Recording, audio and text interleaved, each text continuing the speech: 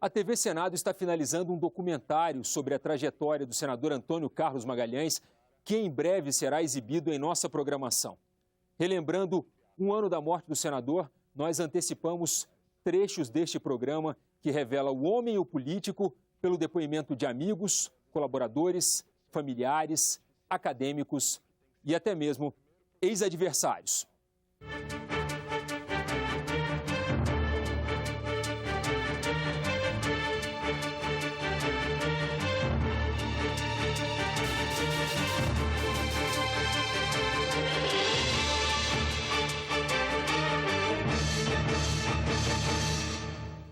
Ele é um personagem muito literário, né? As paixões dele são paixões literárias, são paixões de romance. O clima do Antônio Carlos, o meio dele, né? O habitat dele era a luta política.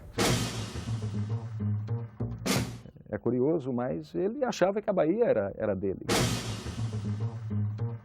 Era uma pessoa extremamente sedutora, né? Ele sabia seduzir quem ele queria. Antônio Carlos Magalhães nasceu na Ladeira da Independência, em Salvador, no dia 4 de setembro de 1927. Na juventude, foi um típico rapaz da classe média baiana. Eu conheci Antônio Carlos Magalhães na década de 50. Ele era estudante de medicina e eu era estudante de Belas Artes. E a gente se encontrava na Rua Chile, que é o centro aqui da capital baiana, e que era o point de antigamente. Lá para as 4h30, 5 horas, começava o footing, toda a Bahia chique. Antes da vida pública, Antônio Carlos passou pelo curso de medicina. Na verdade, um atalho para o movimento estudantil. A ficha de matrícula do histórico escolar revela um aluno mediano. Entre as fotos dos antigos formandos da velha faculdade do Terreiro de Jesus, encontramos a marca da tradição, o rastro dos Magalhães. Lá estão o pai e o avô de ACM. Nem por isso, esta seria uma família de médicos. Na cerimônia de formatura em 1952, ele já demonstrava que seu destino não seria a medicina. Medicina ele nunca, não sabia nem aplicar injeção. E ele sempre dizia isso, não aplicava injeção. Ameaçou um dia um amigo, o cara quase saiu correndo. É um médico que não. E política. Não fez outra coisa, a não ser política. Ele tinha política no sangue. Eu me lembro que uma vez, na Portas das Duas Américas, eu estava conversando com uma estudante de medicina, colega dele, por sinal, que foi uma grande amiga dele.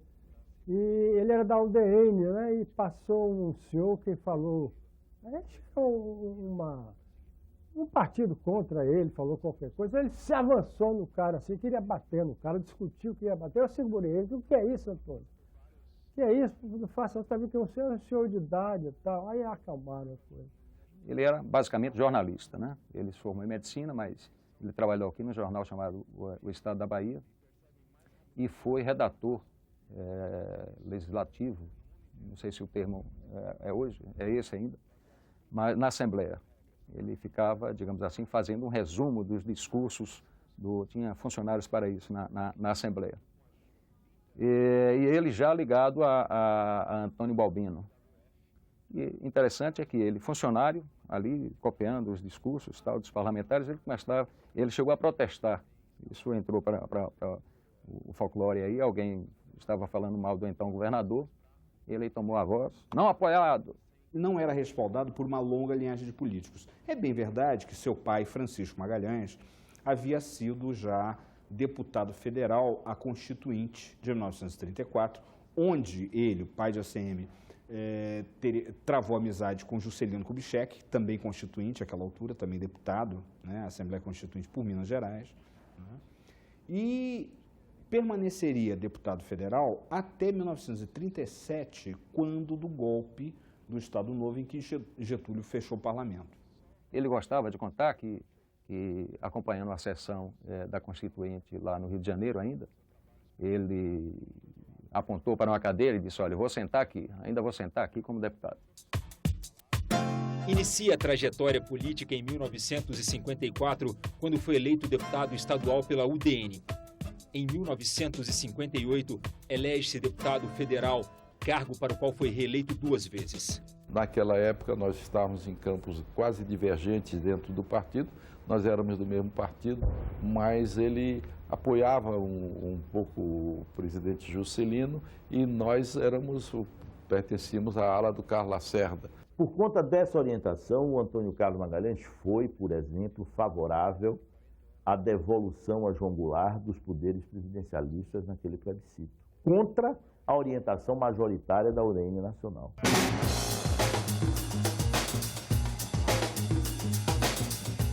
O golpe militar de 1964 marca um ponto de inflexão.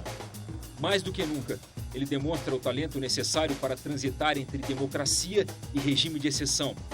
Era o político de terra e mar, o político anfíbio. A imagem que a gente tinha dele, que eu tinha dele, era de um sujeito extremamente reacionário, né, apoiando entusiasticamente o golpe, anticomunista ferrenho, né, que, aliás, ele se provou na vida que não era, absolutamente. Né. E era essa a imagem que ele tinha dele. Era péssima, a imagem era péssima, pior possível. Agora, quando ele chegou na prefeitura, ele mudou completamente essa imagem que ele tinha. Eu só notei isso em 2 pessoas, em Glauber Rocha e em Antônio Carlos Magalhães. Ele nomeava, podia ser até um servente, mas no que ele nomeava era competente. Ele não se cercava de medíocres, fossem meros cumpridores de ordem. O curioso é que ele levou para a prefeitura uma equipe absolutamente jovem. Ele deixou de lado, digamos assim, os representantes das famílias importantes daqui da Bahia e foi buscar na universidade.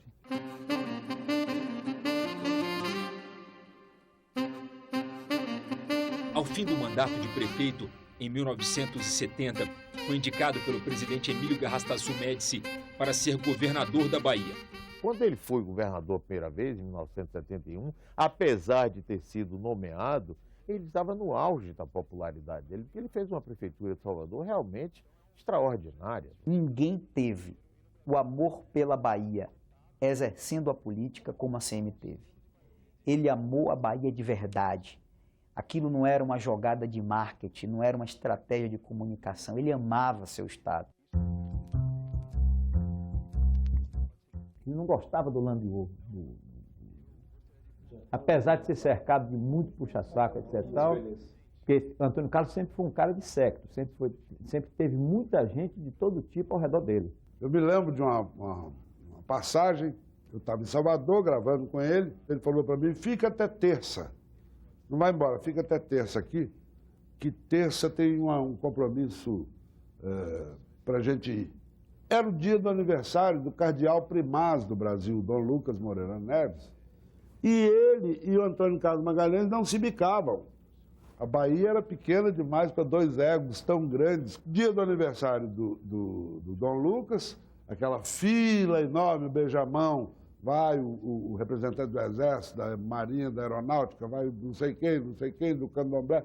Aquela fila de beijamão, Antônio Carlos Magalhães me chama, achei que ele fosse para lá. E eu dizia aí, vamos lá ver Dom Lucas, vamos lá cumprimentar, beijar o anel de Dom Lucas. Ele falou, nós vamos para Santa Maria da Purificação, que hoje é aniversário de Dona Canô, que é muito mais importante do que esse sujeitinho. Não é bom ter ele como inimigo, não é, ele é muito duro. A CPI das empreiteiras que eu tanto espero, nós vamos trazer esses empreiteiros todos para ver com quem é que eles estão ligados.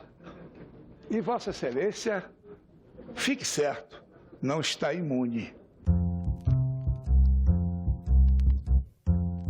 Aqui na Bahia, senador, quando você fala senador, você está sempre se referindo ao senador Antônio Carlos. O senador Jader Barbalho sabe melhor do que ninguém que sou honesto. Eu não prevariquei, nunca prevariquei na minha vida e não vou permitir que Vossa Excelência ache que eu sou um prevaricador. Não serão esses falsos moralistas que traçarão daqui para frente o meu destino.